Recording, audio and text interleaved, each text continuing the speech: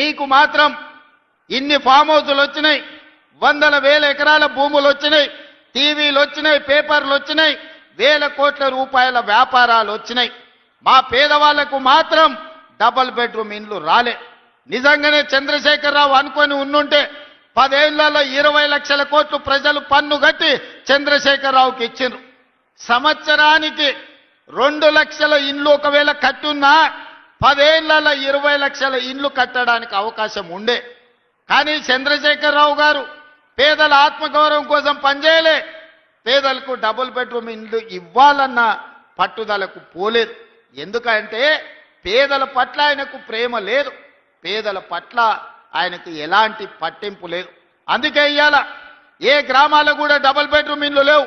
అందుకే ఆనాడు జరిగిన ఈ భూపాలపల్లిలో నేను వచ్చినప్పుడు రైతు పోరుబాట ఇక్కడనే నేను వచ్చి చేసిన, కార్మిక పోరుబాట కార్మికుల కోసం భూపాలపల్లి నియోజకవర్గంలోకి వచ్చి పాదయాత్ర చేసిన.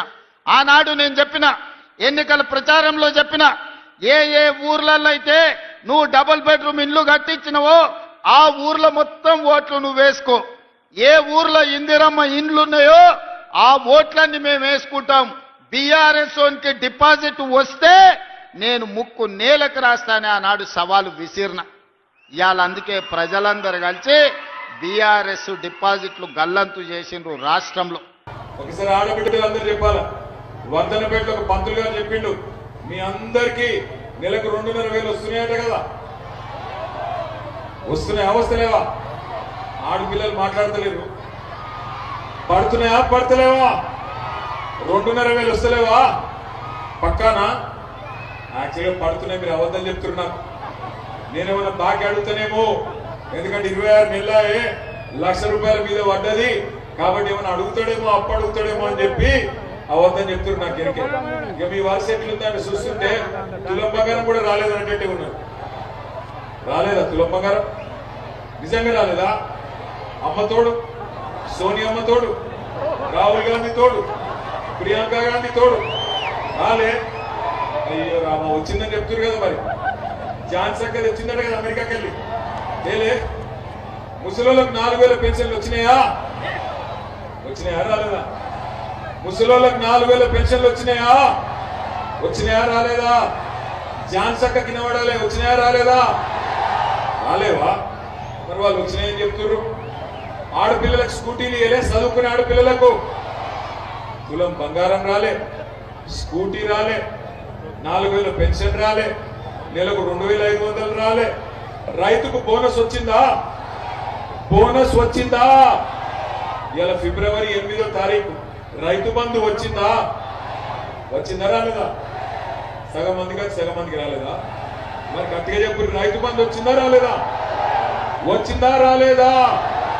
రాలేదా? మరి మనకు సోయి వచ్చిందా? వచ్చిందా? ఇది వచ్చిందో లేదో తెలుస్తుంది, 11వ తారీఖు రోజు తెలుస్తుంది. గల్లీలో మోరీ తీయాలంటే కేసీఆర్ వచ్చి తీస్తాడా? ఉన్న ఎమ్మెల్యేలకు ఆనాటి మంత్రులకే కేసీఆర్ కలిసేటోడు కాదు.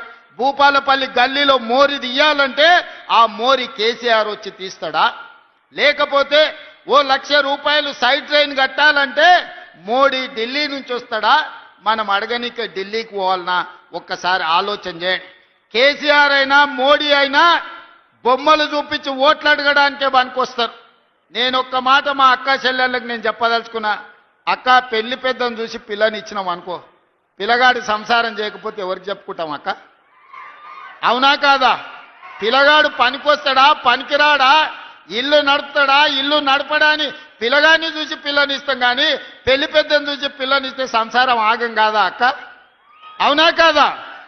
ఇవాళ ఓటు కూడా కేసీఆర్ను చూసో మోడీని చూసో ఓటేస్తే వాళ్ళు పెళ్లి పెద్ద లాంటి వాళ్ళు తప్ప మన గల్లీలో వచ్చి మోరీ తీసేటోళ్ళ, లైట్ వేసేటోడా, సైడ్ ట్రైన్ కట్టేటోడా, లేకపోతే మనకి ఇల్లు కావాలన్నా, పెన్షన్ కావాలన్నా, పిల్లగానికి బడిలో 15 సీటు కావాలన్నా మోడీ కేసీఆర్ వస్తారా? ఈ ఎన్నికల్లో మీరు 16 గెలిస్తే మళ్ళా దయన్న గెలిచినట్టే, ఎమ్మెల్యే అయినట్టే లెక్క. ఈ ఎన్నికలతో కేసీఆర్ గారు ముఖ్యమంత్రి అయిపోరు, కానీ ఈ ఎన్నికల్లో మీరు గట్టిగా వాత పెడితే రేవంత్ రెడ్డి తెల్లారి నుంచే మరి ఆడపిల్లలకు 2,500 ఇచ్చే ఆలోచన చేస్తాడు, 4,000 పెన్షన్ ఇచ్చే ఆలోచన చేస్తాడు. లేకపోతే ఆయనకు అర్థమవుతుంది ఓహో చాలా కోపంగా ఉన్నారు తొర్రూరోళ్ళు, మరి పిస చేస్తే మంచిగా కాల్చి పెడతారు ఎక్కడికెళ్ళి వాత అని భయం పట్టుకోవాలి. దయచేసి ఆలోచన చేయండి, ఆగం కాకండి.